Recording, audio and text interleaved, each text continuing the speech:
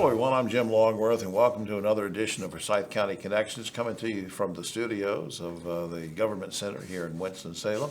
We have a lot in store for you today. We're going to talk about a lot of different topics. It ranges everything from childcare to library events to everything in between. But since this is an election year and in not too long from now we're going to have a major election, let's have the gentleman on who knows all about elections. Tim Tsujii is a return visitor to the show. He's been here before, Director of Elections for Forsyth County. Good to see you again. Good to see you, Jim.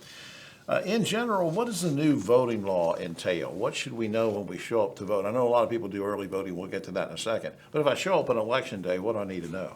Yeah, so there is a new state law that requires voters to provide or present an acceptable photo ID. The ID has to be unexpired. There are a few exceptions to the expiration requirement, but for the most part, the ID must be unexpired. And essentially what the poll workers are going to be looking for when they look at the ID is to determine whether the picture reasonably resembles the voter and that the name on the ID is equivalent to the name as it appears on their voter registration. What are you and your team doing to help voters and residents adjust to this new law? Yeah, and I appreciate that question. So we are required by law to provide free voter ID to any registered voter in the county. I didn't know that. Yeah, so we're open Monday through Friday, 8 to 5. Anybody that's registered to vote, or even if you need to register to vote, you can still also get your free ID. We've been going around the community to take our voter ID making machine out, making it mobile so that we can meet the voters and provide that voter ID service. We've also been going around the community to offer seminars to provide that information about the new law. All right, I mentioned early voting a second ago. Will there be early voting for this election cycle like we've had before? Yes, we will. Here in Forsyth County, we will have 18 early voting sites spread all across the county with varying hours. But early voting here starts October 17th and runs through November 2nd. So you have almost a 2.5-week window for voters to take advantage of that opportunity. Here in Forsyth County, we typically get 70% total turnout during our early voting. Really? In presidential years. Yes. And I think somebody was saying on national news the other day that a study's been done where 52 or 53% of people are going to vote either early or by mail this year nationally. So Right. it's a differing trend. What about voting by mail? How do I get absentee ballots? How do I vote by mail? What's going on with that? Right, so that process is already underway. Voters can go online. We do have a new online portal through the State Board of Elections where you can request for an absentee ballot, or you can print and send in that request form to the Board of Elections office. Voters have up until October 29th to put in a request, but we strongly encourage voters to not wait, to go ahead and mail in that request if you're needing to vote by mail. And then the deadline to return the absentee ballot is, and this is a new law, Jim, so the deadline to return the absentee ballot is on election day by 7:30 p.m. We must physically receive your absentee ballot in order for it to count. So can you start counting them on election night, or is that going to take several days afterwards? So we're fortunate here in North Carolina to have what's called pre-processing law. The county boards of elections across the state is required to meet starting on the 5th Tuesday before election day and meet on a weekly basis to have the board members review any of the returned absentee ballots, and we can go ahead and pre-scan them. Okay. And so by the time of election day, we just hit tabulate, Right. and we can upload the results then. It's sort of a political question, but Bobby Kennedy, of course, was running as an independent candidate. Then he went into this whole thing, well, I want my name off the ballot. He fought so hard to get it on. He gets it on, then he wants it off. And a lot of ballots had already been printed here in North Carolina, I think over 3 million or something. What did all that mess and court case and all that, what does that do to impact you and your team in trying to help everybody? Yeah, so at that time of the court ruling, we had already packed almost over 3,000 absentee ballots at that time. And essentially it required our office to repack all of those ballots that had already been printed. Right.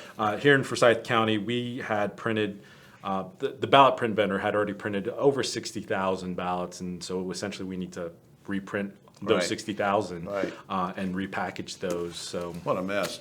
We have a couple seconds left. Anything voters should be doing to prepare for the election? yeah, it's incredibly important for voters to verify their voter registration. So if in the event that you've moved, make sure you check your voter registration to make sure it's up to date.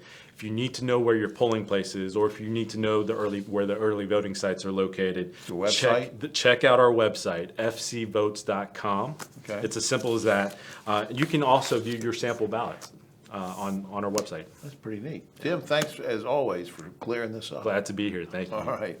And try to get some sleep. I'll try. It's going to be rough for you. All right, we'll be right back after this. This is what too much sounds like. This is what stress feels like. And this is what help feels like. If you've lost a job, worry about your next meal, or have trouble making it through the day, we can help. Text STRESS to 211-211 to find a solution. Back now for Forsyth County Connections. I want to talk about something that's very serious, very necessary, and it affects a lot of people, and that's childcare. Let's talk about it with the first-time visitor, Christpher Robinson's income maintenance supervisor of subsidized childcare program for Forsyth County's Department of Social Services. Welcome. Thank you. What is the Child Care Assistance Program in general, and who qualifies?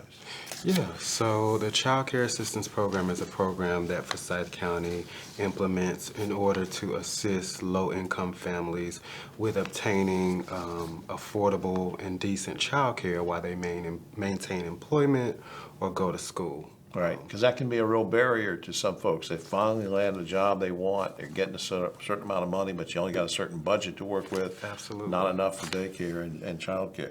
So again, is there a specific, I don't want to penny down too much, but in terms of who qualifies, is there a certain table you go by or income level or Yeah, what? so we do have income guidelines that are set by the Division of Child Development and Early Education. And also, in order to apply in Forsyth County, an individual has to be a resident of Forsyth County. They have to be actively working or in school and meet those income guidelines. And All we right. go by gross income amount. Gross, not the net, not That's after correct. taxes, but go by the Before gross. taxes. Okay, so if somebody's making $45,000 a year before taxes, they just tell you, sir, 45,000, then you gauge by that. All right. Yep. Now, you sent me an email about something called the Child Care Wait List. Yes. WAIT, waiting list. What is that all about? So the wait list basically took effect on September the 1st, 2024. And that was a result of, our county starting our new state fiscal year effective July 1. And with that, we received $16.9 million this year. That was a significantly less amount this year than previous years, because Right. in previous years, we had received funding from the American Rescue Plan. Oh, yeah. Which were federal Coming out of funds. COVID and everything. Absolutely. You got it. And so we're actually receiving $3 million less than what we received in previous years. And so that has pretty much resulted in us having to resort to a wait list. And not everybody can be helped right away, so they get on this list. Now, when is that going to be lifted? Is it going to get better, or how will we be able to get all these people served? At this time, I do not foresee that the wait list will be lifted. However, one of my direct supervisors has been in communication with the state, and we were told that there may come a time where funds will be reallocated, but as of right now, there is no set resolution. Is there any loophole or bypass or any way I can get around all this if I need help? Absolutely.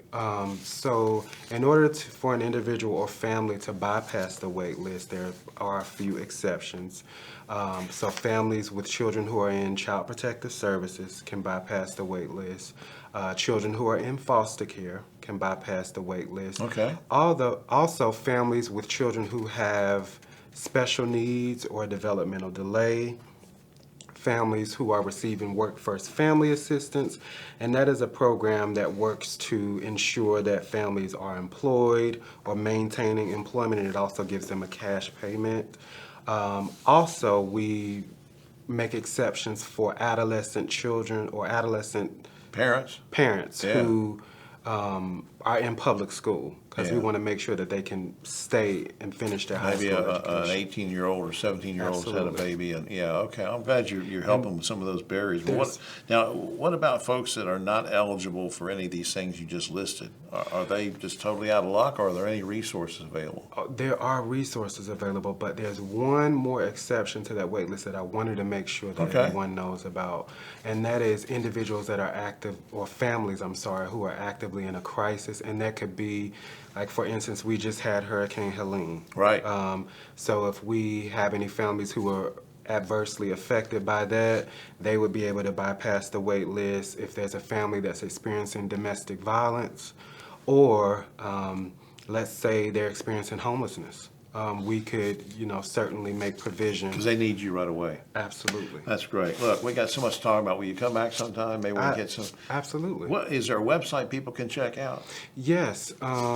So if you are interested in finding out whether you could bypass the wait list, I would encourage you to send an email to our county email address that specifically handles childcare. That's fcchildcare@forsyth.cc. All right, Christopher, it's a tough job, but I appreciate you and your team doing this. It means a lot. Thank you so Thank much. you. We'll be right back after this. Baby,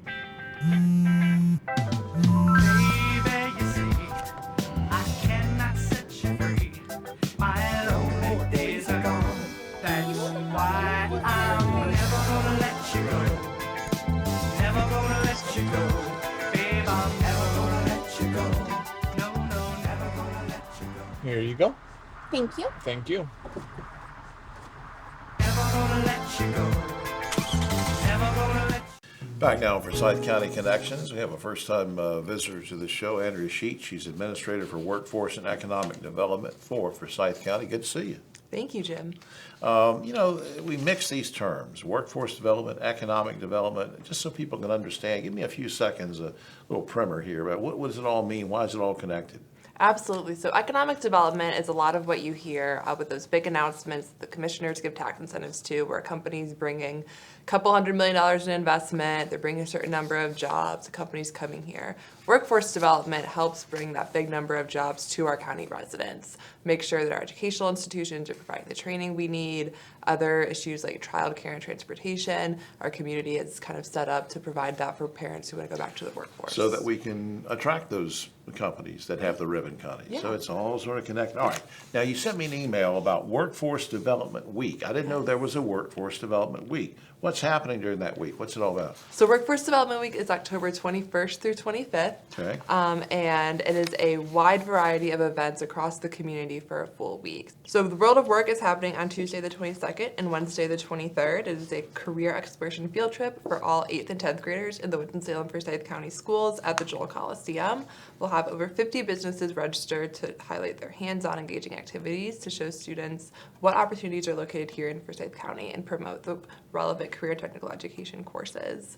For our job seekers in the community, on Tuesday the 22nd from 10 to 3, Goodwill and the NC Works Career Center are hosting job seeker prep sessions, including resume workshops, interview prep, and LinkedIn for beginners. The next day, Wednesday the 23rd from 10 to 2, at the same location is a community career fair where individuals can apply those great skills they just learned to companies who are ready to hire them. Almost like doing an interview right there, right? On the spot. I don't know that they'll hire on the spot. That'll vary. Yeah. But anyone looking for a job should head up to Goodwill on Wednesday the 23rd. Cool. And then on Thursday the 24th, Forsyth Tech is hosting a Women of Manufacturing conference with networking, keynote speeches, panel discussions, and workshops covering soft and technical skills. It's a great opportunity for anyone working in manufacturing or curious about a career in our community's large sector. Now, we've mentioned a lot of things there, ranging from the kids who are getting exposure to careers to people that want to maybe get a career or change a career. Why should all these folks participate, really? So for our students, it's important to start thinking through what piques their interest and what those next steps are. 8th and 10th grade is the great time to register for their career technical education courses, their dual enrollment classes, and start making those moves now to really get a good opportunity in what they're interested in. For other community members, our economy has really changed and grown over the last 5 years. Industries like manufacturing are not what they used to be. Our facilities are really modern and clean and good paying jobs. But we understand that people don't always know what's out there. And I personally learn something new every time I go to one of these things. Our state representative, Donnie Lambeth, came to the World of Work last year, and he remarked that he learned something new about his community. So we That's understand great. that there's a lot going on, and this is a good chance for people to see. All right, before time runs out, what kind of a website or where can people go for more information in case they're trying to make some notes on what you're saying? Wait a minute, I forgot, what day is this? What can they go to? ForsythWorksNC.com. ForsythWorksNC.com. That's great. That's good. Hey, this is just great that you're having this special week. It's going to help a lot of people of all ages and strengthen our workforce, get jobs from existing industries and really help bring in more industries as a result. Thanks for all you're doing. Thank you, Jim. All right. We'll be right back after this. Forsyth County has children from birth to teens, single children, and sibling groups looking for a brighter day that can only come from being paired with a foster family. Across our community, there are children who live under the dark clouds of abuse and neglect who end up in the care of the Department of Social Services. Open your home and your heart. Help our children discover a brighter day. Call 336-703-2445 or online at forsyth.cc, search Foster and Adopt. Emergencies happen.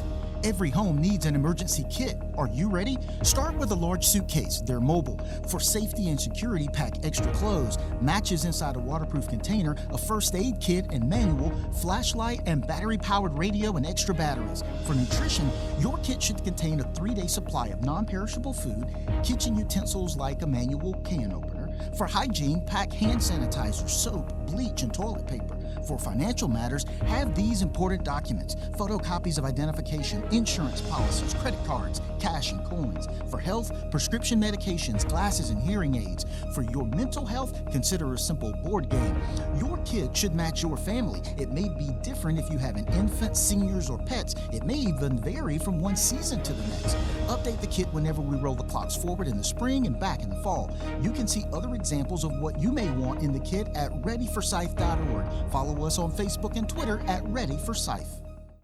Back now on Forsyth County Connections, we welcome a special guest to the show, Iesha Carter's Budget and Management Analyst for Forsyth County's Department of Budget and Management. Good to see you. Nice seeing you too, Jim. Hope you're doing well. Well, we're not going to get into that. That would take the whole show to say how I'm doing, but no, thank you. Hey, you sent me an email about special appropriations and community grants. I want to find out about this. Why did you send me that email? What is that all about? Yeah, so special appropriations and or community grants. We now want to call it community grants. For years, we've been calling it special appropriations, but now we're going to be calling it community grants. Okay. And I will go through this interview saying community grants. So community grants is funding that the Board of County Commissioners or the county has historically given to nonprofits for services on an annual basis. Okay. Now, who can apply for these? I mean, do you have to have a certain kind of organization or registered, or, I mean, what happens? Yeah, so 4 things need to be true to apply, to be eligible to apply. 1, you need to be a nonprofit, so have a 501c designation. Okay. 2, you need to register with the Secretary of State, so the North Carolina Secretary of State. 3, you need to make sure you meet all the legal requirements for the federal government. And 4, the funding needs to be used to serve Forsyth County residents. Okay, well, that's good. Man, you got a lot of information in there, but Yeah. that's good. All right, so now, when can folks apply for funding? Let's say I've already gone through these steps. I've seen you on TV, you're talking about it. I go get everything done, I've got a 501c3. But now, is there only a certain window that I can apply for these grants? Yeah, there is a 5-week window, and the application opens Monday, October 14th at 8 a.m. and closes November 18th at 5 p.m. Okay, 5 p.m. I might come at 5 minutes after 5. But now, how do nonprofits actually apply? I mean, physically, what do you do to apply? I mean, do we go to a website and fill out an application, that's it? Or do I come see you and sit down and talk, or what? Yeah, so we used to actually take paper applications, but it's all electronic now. We do have a grant portal, and you can get to that grant portal online via the Forsyth County website. So go to www.forsyth.cc, search community grants or special appropriations, Right. and it'll bring you right to our website. Now, will any training or technical assistance be provided for folks that are interested? Because I might say, hey, you know, this is a new nonprofit that my group has formed. I really don't know what's what yet. I know we want to help a certain population, but I need some assistance. What are you going to do? Yeah, so we're going to hold a Q&A on October 8th, which is a Tuesday at 1 p.m. It will be online. It is not mandatory, but it will be recorded, so individuals who's interested in watching that training or Q&A can watch it back. That information will be online via the Forsyth County website. Give me an example of something you might say during that session. Give me some helpful tips. Yeah, so we're going to go over the newly adopted community grants policy. We're going to go over that, and then we're going to go over the application. Right. Each step of the application process. Now, I assume not everybody gets the same amount of grants, right? The amount of funding varies for each nonprofit. Right. And you sort of, I guess on the application, not to get too far in the weeds on this, but I'm sort of going to show you what kind of good I'm trying to do in the community, who I'm going to help. That's right. And then, is there a lengthy review period where I'm waiting by the phone to see if Ms. Carter's going to call and say you got the grant, or I'm sorry, you didn't get the grant because of whatever reason? Is it a long process? Kind of, sort of. So we actually opened up the application earlier than usual. The application usually opens up in January or February. Now it's October, which gives staff enough time to review each application. Right. You know, I see in your eyes that you like what you're doing. I can sort of see a little bit of sparkle there. So my question to you would be, what's gratifying to you about being in your position? Connecting with the nonprofits and being able to be a resource for individuals in Forsyth County. Yeah, you're really making a difference that way too. I think that's pretty neat. All right, tell me just in case people missed it, tell me the website people should go to and how they should go through the portal to find you. Yes, so you want to go to the Forsyth County's website, www.forsyth.cc. Right. Use the search tool to search community grants or special appropriations. Click the first link, and that'll give you all the information you need about special appropriations. Now we're calling it community grants. All right, I think that's so great. Thanks for all you're doing for the community. That really makes a difference. These resources makes a difference between somebody getting help and not when these groups are forming. Will you come back sometime? I will. Thanks, Jim, for having me. Yeah, sort of give me some feedback on how it's going or whatever. All No right. problem. We'll be right back after this. This is Forsyth. If your nonprofit is involved in substance use prevention, treatment, and support of individuals involving opioids, funding may be available from Forsyth County for the 24-25 fiscal year. The application portal is open from Wednesday, February 7th to Friday, March 1st. See our prioritized strategies online. Visit forsyth.cc and open the news article for opioid settlement funding. Have questions? Call Denise Price at 336-703-2781. This is Forsyth. Back now for the final segment on this edition of Forsyth County Connections. So glad you stayed with us because we have a special guest who does really neat things in and for the community. First-time visitor to the show. Nicole Harterink is a Public Information Officer for Forsyth County Public Library. Good to see you. Nice to see you too, Jim. I've been hearing about something that you emailed me about called On the Same Page. Yes. On the Same Page. What's that all about? Sure. Well, on the same page is the Forsyth County Public Library's Community Read program. We've been doing it for over 20 years, and we've encouraged the community to read all different types of books. Our debut novel was To Kill a Mockingbird, wow. that we did forever ago, and Properly. we've done classics, fiction, nonfiction, all So each year different it's something types. different is the showcased title. Correct. Yes, we at present we're doing it every other year. Okay. But yes, so we got started in 2023 to bring this all together. And what did you select for this year's title, and why was it selected? Sure. This year we're reading The Violent Conspiracy by Brendan Slocum. It was his debut novel. He's now a New York Times bestselling author. And we chose it for a couple reasons. One, he's got a North Carolina connection. He was born in California, but spent much of his growing up years in Fayetteville, North Carolina. And it's about music, and art, and with Winston-Salem being the city of arts and innovation, we Right. thought that would be a great connection. And it's universal themes that that everyone can relate to for good or ill. The structural and inherent racism in the world of classical music, Right. Complicated family relationships, and the power of a mentor. Right. Now, how are the branches celebrating this? Sure. Well, the events, On the Same Page started September 7th, and they've been celebrating in lots of different ways. There have been book talks happening across the system at all the branches. We've been giving books away to Wake Forest and University of North Carolina School of the Arts. They're co-sponsors of this program. okay. And there have been events for children's, teens, and adults to celebrate this. Now, how can folks learn more about this? Is there a website they can go to or what? There is. They can go to forsythlibrary.org and click on events, and it'll take them to just background information for the program, a list of all the events, and we've got, and just in this final week, leading up to the finale on the 15th, we've got 3 book talks scheduled. Wow. A STEAM program for teens, a children's scavenger hunt in a library, and a story time that will include music for adults with developmental and intellectual disabilities. Now, when does all this happen again? Well, it closes out on October 15th, and that is going to be a really great day that we hope everyone will come out and take part in.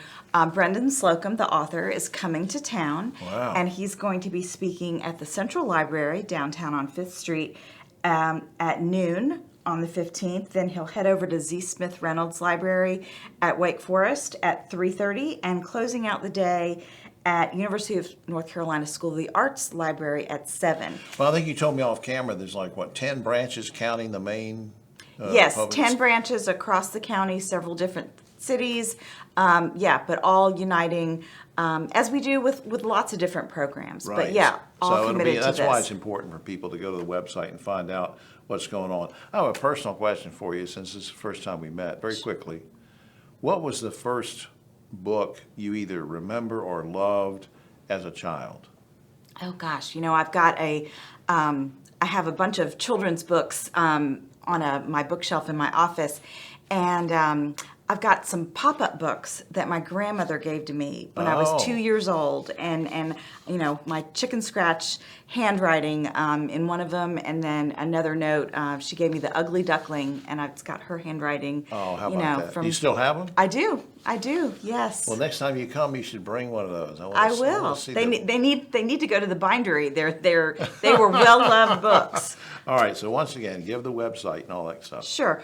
forsythlibrary.org, and click on the events tab on the top, and folks can get to all the information about all the events, and they're all free. All right.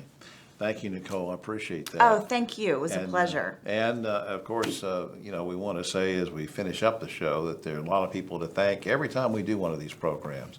Ed McNeil, of course, is heads up as an executive producer of the program. Jeff Fabrizio makes sure it all gets put together. Our county manager, Chantel Robinson, overseeing things, and we just appreciate what the team does and their hospitality of having us here at Government Center in Winston-Salem. For all of us here, Forsyth County Connections, I'm Jim Longworth. We'll see you next time.